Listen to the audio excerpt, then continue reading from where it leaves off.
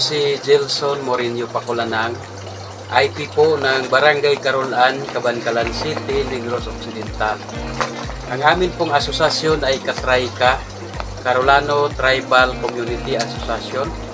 At ang amin pong presidente ay si Commissioner George Munoy Largado po. Maraming hamon po.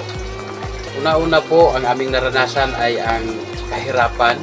Pangalawa po ay kakulangan ng kaalaman sa makabagong teknolohiya pang-agrikultura. At ang pangatlo naman po ay kakulangan ng access of mobile and internet connection po.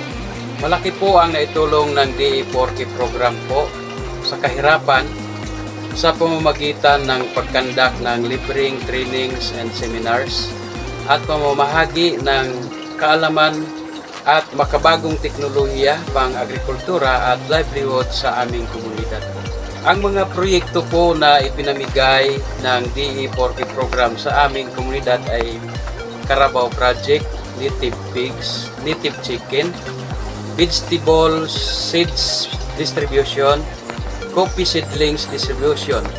Mayroon din pong libreng trainings at seminar katulad ng babuyang walang amoy, paggawa ng organic fertilizer, vegetable production, and Carabao and native pig production po. Napanatili po namin sa pamamagitan po ng pagpapahalaga sa mga proyekto na at programa na ipinamahagi ng DA4K sa aming komunidad at pinapalago po namin para sa aming pag-unlad po. Sa DA4K program po, ang Katrayka, Carolano Tribal Association po ay taos-puso pong nagpapasalamat sa mga programa na ipinamahagi ninyo sa amin. Sana po ay patuloy niyo po kaming subaybayan at gabayan sa aming paglalakbay sa hamon ng aming buhay. Maraming salamat po at magandang araw po sa inyo.